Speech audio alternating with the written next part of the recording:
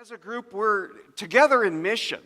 We call it On Mission Together. And our mission is to make Jesus known. Not only do we want to know him, we want to spread the word about him. Because if we do know Jesus Christ and understand the truth about the Savior King Jesus, then we have a gift which we don't keep to ourselves, do we? We want to let others know about that gift of Jesus Christ.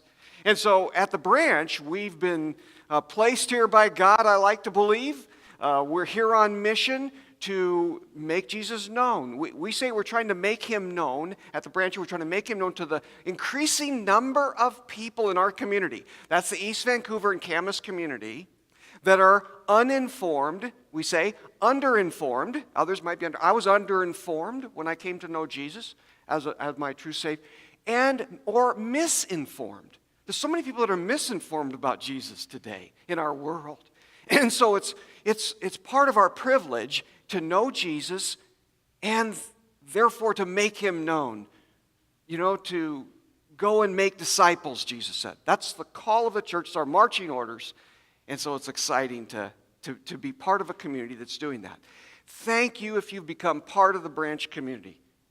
God bless you for your willingness to jump aboard a small, fledgling kind of little church that's trying to take root out here and be another expression of Jesus Christ in a diverse community such as we are.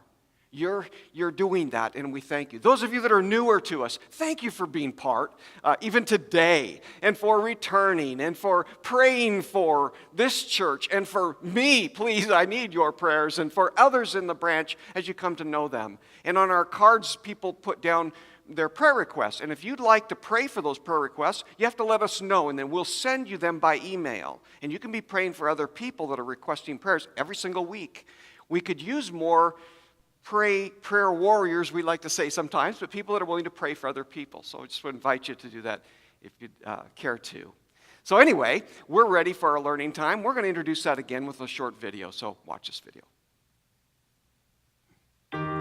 In the Gospel of Matthew, Jesus is asked the question, "Which is the greatest commandment?" He answered, "Love God with all of your heart, and with all of your soul, and with all of your mind.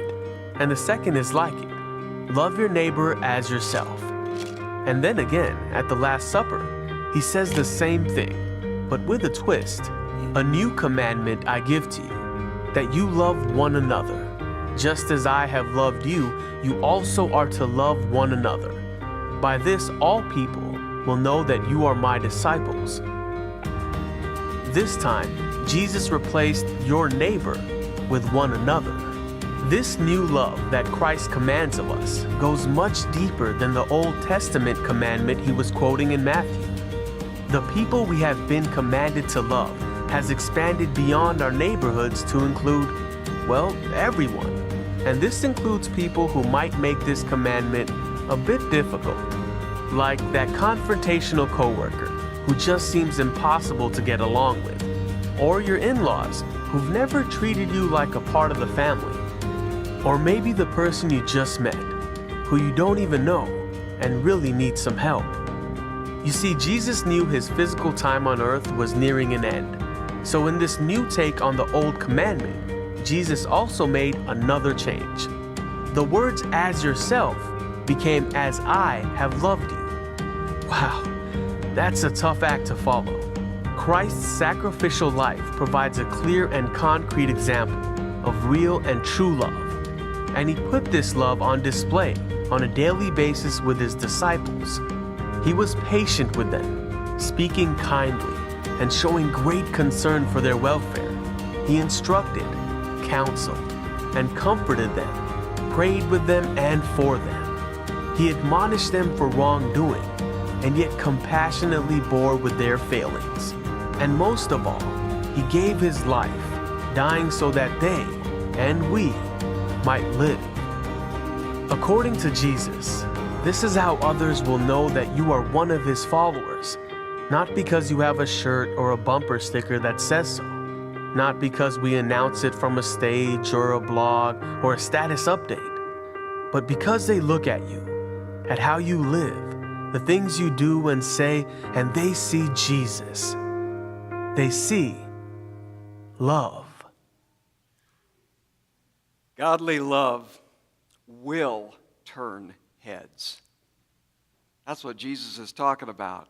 That by your love, they will know where you came from. They will know me by the love that you have one for another. And, we could wear a jewelry cross, right, and put a bumper sticker on our car, although I've hesitated to ever do that because of my driving habits. I don't want to, it's like, okay, I just did something wrong, and they said, that guy's a Christian. He claims to be, and he just, made that bad turn or cut in front of me or something, right? So, but when I'm truly loving somebody, think about it, when love is in action, how can you go wrong? You can't. And that'll turn somebody's head and let people know, according to that they must be part of this Jesus group.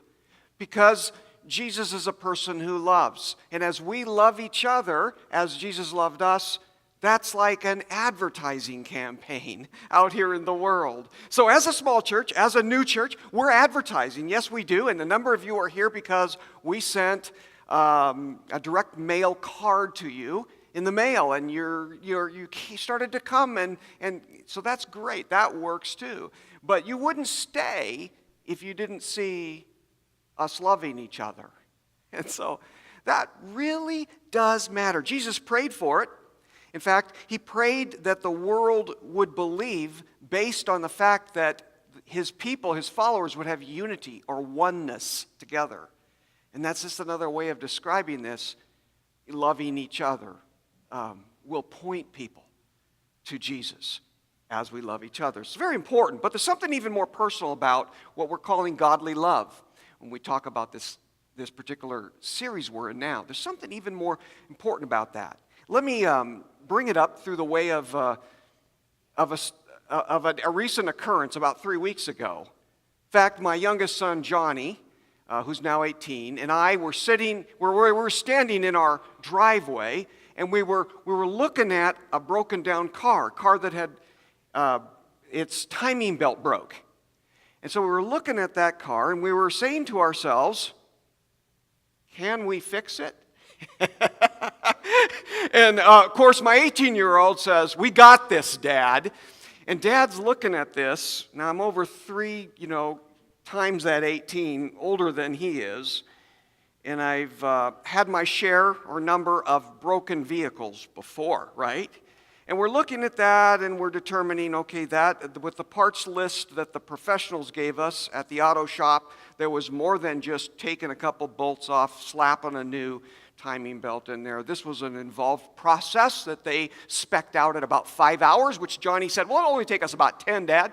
Okay, and I'm looking at the know-how. Oh, we've got YouTube to tell us how to do this. Friends, this was, my answer to can we fix this was probably not. And if we did try to, it would probably have to be refixed. Okay? That's just where I come from. I need you to notice these hands for a minute. These are not the hands of a skilled neurosurgeon, okay? And these are also not the hands of an auto mechanic, even a backyard auto mechanic. So we shipped that car off to somebody who could repair it well, and it did get repaired. Think about it. How often have you, maybe you haven't, but maybe it's your neighbor or a friend or some relative, they said, well, I just had a little bit of leak in the pipe below the sink or between the wall that they started to recognize might be a leak, and they kind of let it go, waited a little too long, neglected it, and all of a sudden it turned into an ominous, huge fix. A little fix to begin with, let it go, becomes this monster fix. Or you didn't cut the vines down enough, and you let it go for a couple seasons, and these vines now have interlocked around part of your house. And to get that fixed requires a great deal of an investment at that point in time. Let me ask you, can that happen in relationships?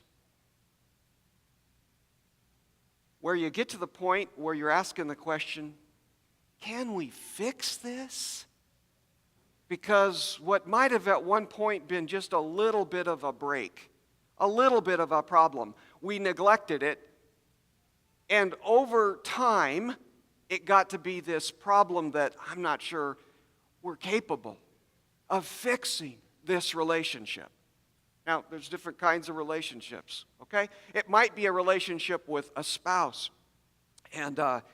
And for those of us in here that are married, we can understand that as life happens, sometimes things happen to us, and we get under each other's skin, and there can arise some kinds of difficulty. And if we neglect it and we don't face those challenges and get them while they're in a minor place, sometimes they become a major issue for us to have to work through. And sometimes we say, can we fix it? Maybe we need to get some help and ship our broken, marriage to the counselor. That's okay. And commend anybody that would be willing to do that, because your marriage, your spouse, is so important. Lori and I are going to be absent next week, and we're going to have Matt Shively bring a great message. He's the most creative preacher, and he won't be able to see you because he's blind, but you watch this blind preacher preach. If you haven't heard Matt, you want to be here next week. Anyway, Lori and I are going to be absent because we like to take about every other year. For the past 16 years, we have gone to a marriage conference together. And it's a marriage conference that will be held at the Red Lion over in Portland, and there will be 300 to 400 people that are married that will be at this conference, called the Family Life Marriage Getaway. We've gone to it about 8 times now, about every other year on average. And we take a weekend and we make a big investment, and you know what it does for us? It gives us maintenance on our marriage. Just like I need to put maintenance into my vehicle, I put maintenance into my house, I need to put maintenance into my marriage. And I need it usually more than my wife needs it, but it just helps us. And it's an incredible romantic getaway for us normally, but there are marriages that come into that conference that are so broken. But they come out with some hope. There are other marriages that go in and, like ours, sometimes just need a tune-up. And you just come away and you can live for the next 2 years in vital relationships. It's this exciting thing. But I'm just saying that can happen in spousal. What about just friendships? Can friendships get broken over time because of perhaps distance or disagreement? A relationship with a good friend, a former good friend, perhaps now, can all of a sudden become, because of drift, not very close. And it used to be, and you would never say you weren't a friend again, but it's just not like it used to be, and you would love it to be that way again. And maybe there's a need for some fix, right? Maybe there's something there that could make it better than a relationship that's sitting around kind of neglected. Or perhaps it's a relationship between a parent and a child. And let's face it, that can happen, no? And it may have happened to you. You might have something over a long period of time. Sometimes there's this rift that happens between parents and kids, both sides on each side. And so that can cause problems. And somebody needs to take action about it, but it's just kind of this awkwardness that can happen in relationships like that.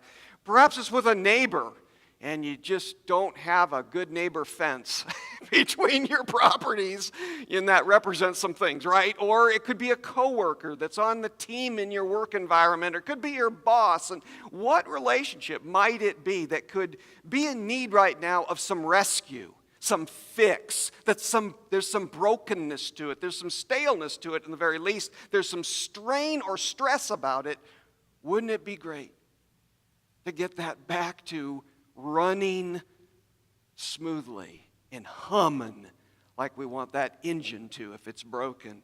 Wouldn't that be great? We're in this series we've called Love Can. Love can rescue our relationships. This is a certain kind of love. This is a godly love. This is the love that one of the closest members of Jesus' team, on his disciple team that he was discipling, those 12 guys, one of the closest guys to him said this. He said this: God is love, recorded in 1 John in chapter 4. God is love. What is he saying? He's saying that that's the nature of God. It's part of his character. It makes up who God really is intrinsically.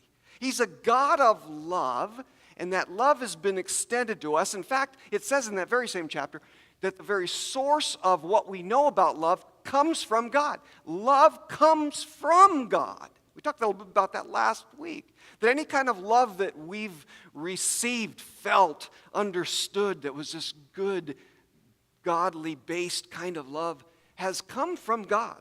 Even if it came to us via a person that's not a great follower of God, they learned that love from somewhere, and that love, if you trace it back, had its source in God. God is love. And so it's an incredible thing to talk about this, and if I could say it's probably a little timely, given the state of, well, are there any relationships you think that have been strained or a little stressed out just because of the political scene? Eh? There's a few going on out there, friends, that could use some deep kind of love that only comes from God. God can rescue, we're saying, relationships. Because relationships, the nature of them, they will be tested. They won't always go perfectly. There's no perfect marriage. If anyone's been married any length of time, they would be the first to stand up and say, yeah, there are some stressful times during marriage, but it's worth it to work through them. And to have that longevity of marriage if you can. And so this car engine that we dealt with had just the one part go out. But it was an important part to the running of the vehicle, the timing belt. But when they got that thing off of there, it was all shredded and everything. It was just like, wow, that was bad. But you know what? It made the car be stuck. Couldn't move. Because that part needed to work together with the other parts. Love is a little like that. Love is many faceted. There are a number of parts to godly love. And it's expressed over here in a passage you've probably heard before. It's been words that are used at weddings before. Let's just look at that short passage that I'm going to pull out of a little longer one and see if you don't recognize some of these words. Love is patient.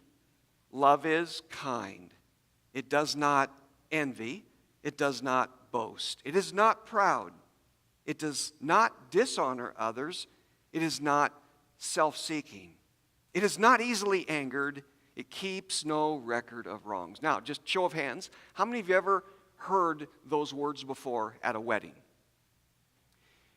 How many of you had them in your own wedding at one point in time? Okay, good. Yeah, they're great words. Why do they use them in weddings? Because there's a relationship that's going to another level. Now there's a covenant being established at the wedding ceremony as both, bride and bridegroom say, I do to you. I'm going to honor you in the vows of the marriage. And often these words are used because these are relationship words that describe the aspect of godly love that your relationship can be built on, have incredible vitality with, and when strain, stress, or brokenness occurs, love can rescue that relationship. Love can rescue that relationship. So I want us to look at these parts. They're powerful parts, they're different parts, so that we can just kind of grasp just some of the parts. Now, this is not an exhaustive list of parts, because some of you are going to be able to say, well, wait a minute, love also means this, and love can be this as well, and you're right. Well, we've, limited time, we're going to look at some parts that are in this 2-verse list, okay? And just kind of dig into this a little bit. And as we might have somebody that has come to our minds that, okay, the relationship isn't where we'd like it to be. Anybody come to your mind in your life, a relationship that might need rescuing some? That you'd like to see it go to the next level of vitality? That, wow, I'd love to have it get back to where it was at one point? wow, I have a dream for this relationship that could be at this level instead of we're existing now. Friends, what we talk about here on Sundays is we're meant to go home and have it be something that helps us, enlarges us. God is a very practical God. He cares about what's going on in each of our lives every single day. And this is one of the most practical things because life at its best, let me see if you agree with me, is when relationships are at their best. You agree with that? Life at its best is when key relationships are at their best. And so hopefully these words can be empowering to us and bless us in relationships that are already good as well as relationships that I would like to help that relationship become better. And so let's look at these a little more closely. Love, first of all, is patient. Love is patient. Think about just a little more patience in some of our relationships, what that could mean. I'm thinking about, I wish I was more patient with this person in my life. And I wonder what that could have meant. It would just be a little bit, and it could have gone a long way. But the culture around us, think about it, conditions us to hurry. It doesn't condition us to slow down, right? And so we have fast food that's not even junk food anymore. You can get fast, good food, can't you? Everybody say yes. You can get fast, good food, and most of us are trying to move away from fast junk food to fast, better food. But we still like the fast part. The fast is good because we need it fast. We got to get the upgrade on the cell phone. Why? Because it's got a faster processor. It can get that information to us faster. That's really important to us. Our downloads are so, it takes forever to get this download, and the Wi-Fi is going so slow, and so we're into this. We even are interested sometimes in fast cars, aren't we, guys? Okay, we got some fast car guys out here. I know we do because I see the parking lot once in a while. And so fast cars. And I have a confession to make. I don't like some of these fast cars. And part of it's because I don't have one. But anyway, I don't like it. So here's the deal. You're in, rush hour, which is, that's crazy because it's the slowest hour in driving. And you ever get into these merging lanes? The lanes are merging into you, and you're trying to hold your position, and somebody wants to nose in with their fast car. And I just kind of look, okay, I'm going to hold him off because I'll never get home because I'm impatient. Sometimes in the car. If he nudges in, and I'm just going to get pushed back. So I'm holding off on him. I don't want to lock eyes with him and hope he doesn't want to get road rage on me. That's kind of what happens to me sometimes. I just get into that thing. Here's patience. Patience is the quality you admire in the driver behind you, so he doesn't, he's not on your tail, but you can't stand in the driver who's in front of you. How many of you love driving behind a slow vehicle? Raise your hands. Love driving behind a slow vehicle. Matt, you don't count. Yes, we just don't. In driver's ed, there's a new catchword. It used to be when I took driver's ed, the word was defensive driving. You know what the word is now? Patience. Patient driving. Be patient. Makes sense, doesn't it? Because if you're patient, you're going to allow some margin or some room to where you won't get into that crazy collision or thing that happens because you were impatient, which is a similar thing to being a defensive driver. So what's being talked about here in this verse, love is patient, is obviously, it could be applied in car situations, but it's really about relationships. It's really about being patient in relationships.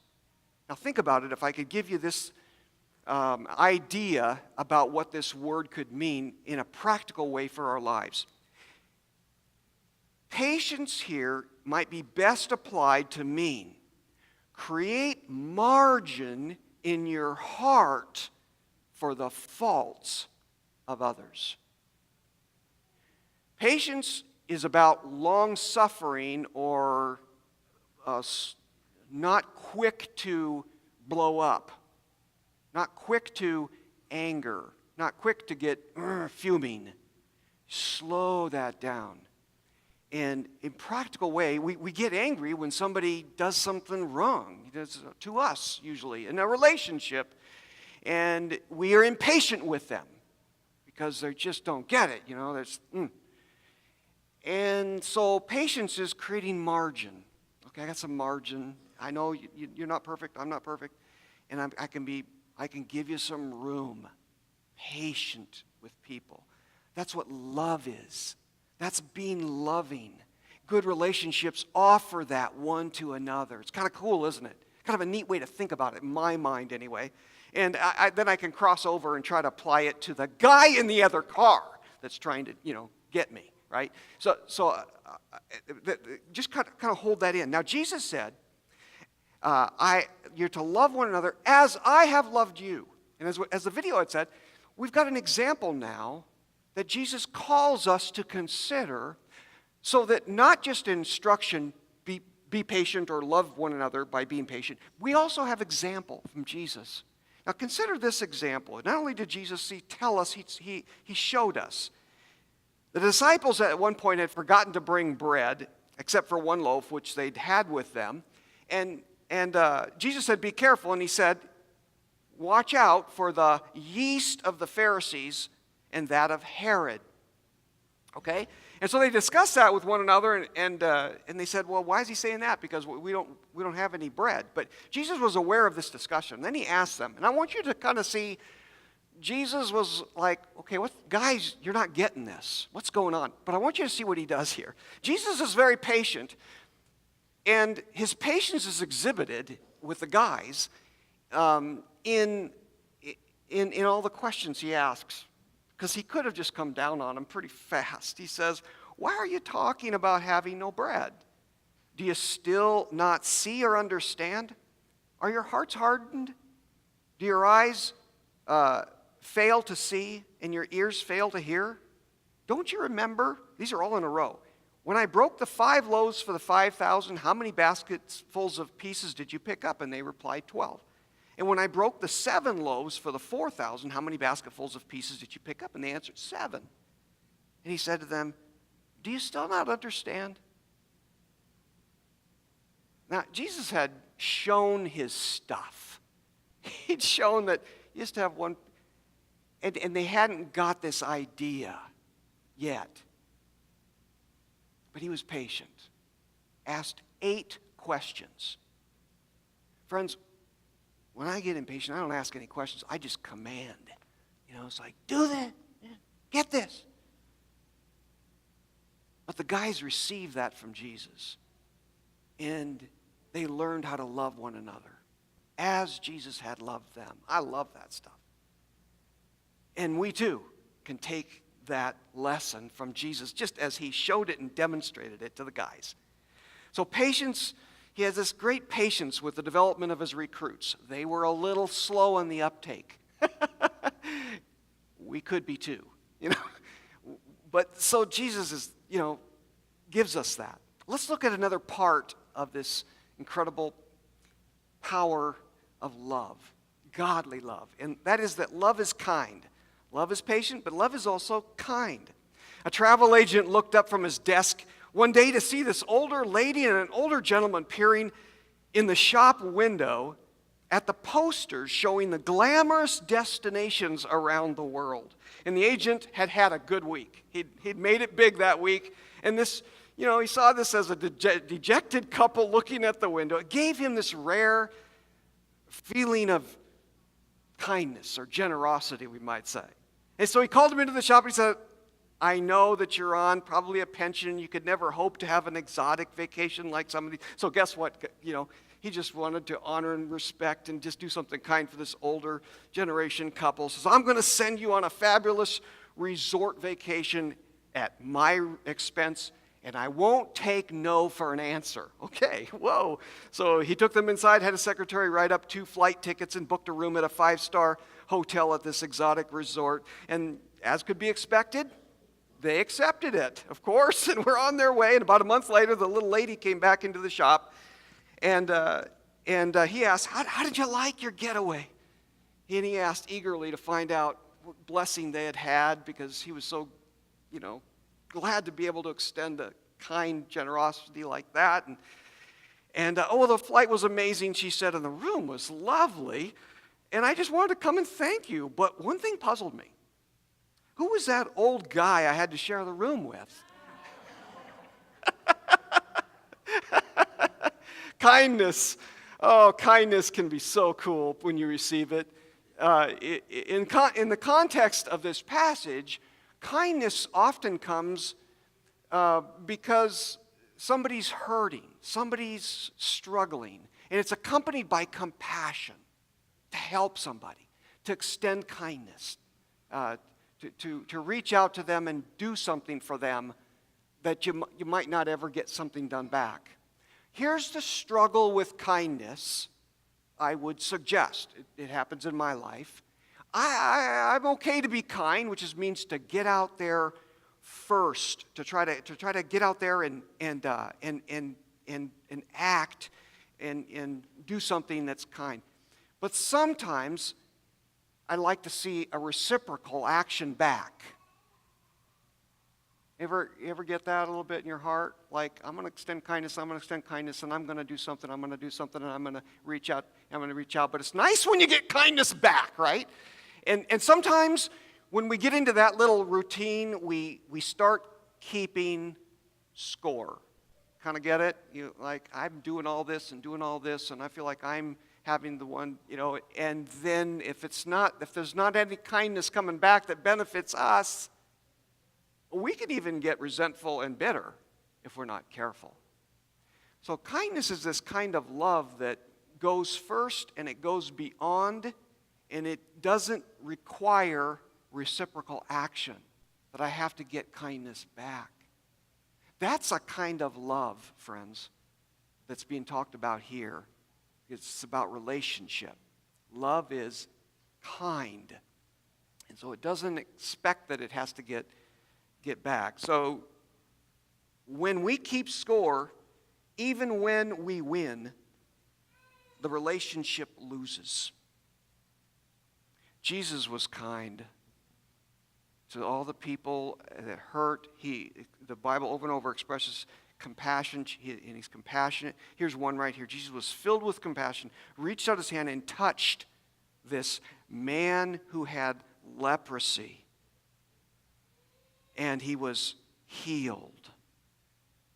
The kindness the disciples felt from Jesus as their teacher through their 3 years of ministry together was incredible. And as we read the Bible, we see what Jesus did over and over again to extend kindness, even to telling the guys, look, come away and rest and get away and get replenished. It was a kind act. Kindness is one of those important things about life.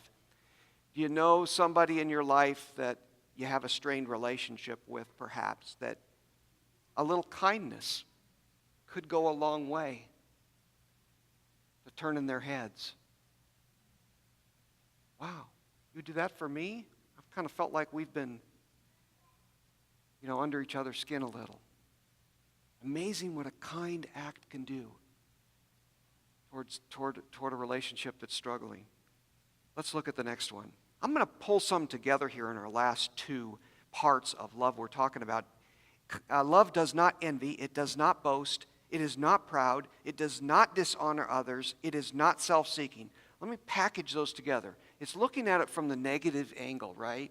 So love is kind. Love is patient. Those are positive virtues of love. But love doesn't do these things, which if we looked at it a positive way, let me just throw a word out.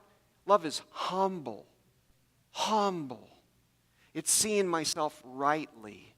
It's agreeing with God about who I really am, is the idea of humility. It's not being a doormat and getting walked all over or something. It's not being arrogant, obviously.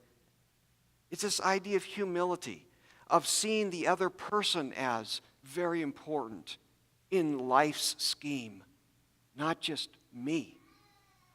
I think about all the selfie stuff that happens in life, and it's kind of, well, okay, selfie's great, but in this case, ussies would be better, and youies would be even greater, right? There's no such thing as you, right?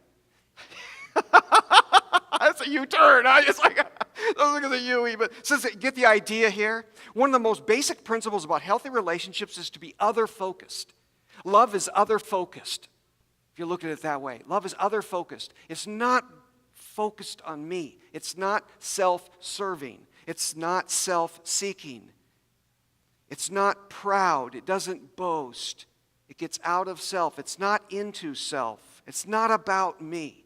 It's about including the other person. Obviously, we do have to consider ourselves, but not to the extent where we neglect others around us. So love is other-focused. It considers them. We have this humble disposition. And so Jesus came not to be served, but to serve. And we're to model our lives after him. We're to not be in this life to be served, but how can I serve you in this difficult time in our relationship? How can I reach out to you and help you and bless your life? That's the kind of idea here. Look at what was said in a letter that was written in part because of some conflict that was happening between a couple of people, which, some people sided in this church. And so the writer here says, in your relationships with one another, have the same mindset as Christ Jesus. Look what he says, who being in very nature God, Jesus was God, did not consider equality with God something to be used to his own advantage.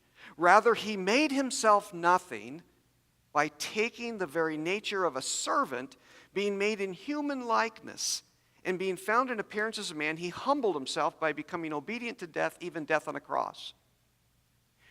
We have two great celebrations in the Christian year in our modern times. One is Christmas, and it's just around the corner. Yes! And the other is Easter. How many of you love Christmas? I love Christmas. Well, Christmas is about a humiliation of God or a humbling of God. God became man and dwelt among us to serve us. You can't be a true servant like we're called to be as our true identity in following Christ unless we have the attitude of humility, to be humble. And that's really putting on this idea of love, this godly love. It's one of those great parts of love. God loved us. He sent Jesus. And so he humbled himself. Then he humbled himself, the Bible says, he humbled himself by becoming obedient to death, even death on a cross, which means he was willing to die a criminal's death, not even shouting back, not even raising his voice that this is all wrong. No, he just took it.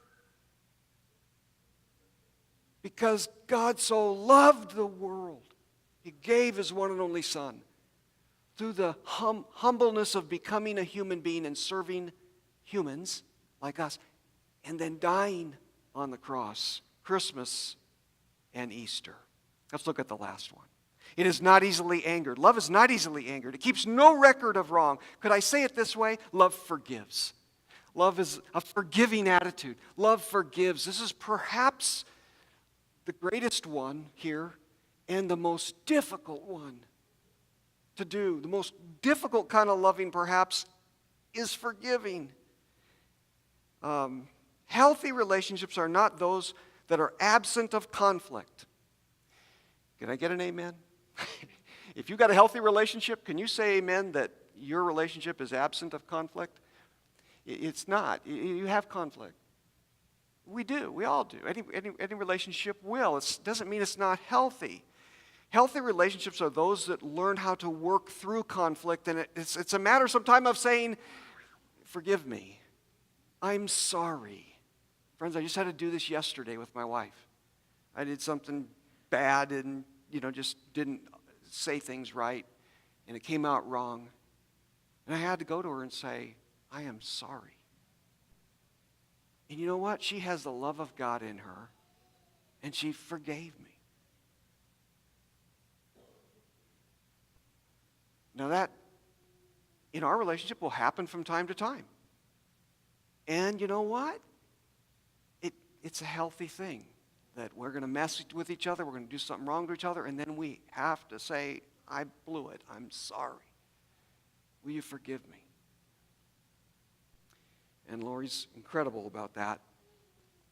And so, Jesus was on the cross, this cross, right? This is the LoveCan cross, This is what, If you think of LoveCan, you just think of this cross of Jesus Christ, but because Jesus was hanging on there, and he said, Father, forgive them, for they know not what they do. To those that were actually murdering him on the cross, putting him to death. Forgive them. He had this heart of forgiveness because he is love. Love, the godly kind of love. So I'd ask you today, what relationship in your life is in need of rescue? And I would submit to you, think of a person, think of two people. What is it? I challenge you to go home and take this incredible aspect of love and the parts that we've just discussed today and think about it. God's love can create margin in your heart for that person's faults. It can. That's called patience. God's love can empower you to extend kindness, even when the other person's not being very kind. Don't do a scorecard approach to kindness. Just do it. Just do it. That's godly love. And when we put that person's interests above our own sometimes, and the idea of being humble and that life isn't just about me, and it's about this person that God has put in my life, and what can I do to serve them? That's humility. And then God's love can give us strength to offer forgiveness to others and just let it go. And we get that largely because God has come into our lives and forgiven us for the things that we have done against him. And we have received that kind of love, and we are equipped to be able to give it then. Believe that you can. You can. Sometimes it isn't so easy. Sometimes you have to go over and over again, I forgive that person. Sometimes you have to kind of revisit that and say, God, you've forgiven me. I can forgive this person. I'm not going to hold a grudge. I'm not going to hold a bitter taste in my heart up for this person. I'm not going to be resentful toward them. I'm just going to forgive them. I'm going to be kind to them. And I'm going to build margin for faults that might happen in our relationship going forward. I'm going to be humble and really pray for this person and think about serving this person as best I can in my life. And friends, God can rescue relationships. He does it all the time. In 25 years of ministry, I've seen it over and over and over and over again. And it's largely because people get love right. It's God's love that empowers us to do what we cannot fix on our own. We can't. We're empowered by God through that kind of love. Love is the greatest, it says in the Bible. The greatest commandments are to love God with all our heart, soul, mind, and strength, and love our neighbor as ourselves in the way we'd like to be treated. And Jesus goes one step further. Love one another as I have loved you. And he's given us, well, the greatest example in a way to love other people.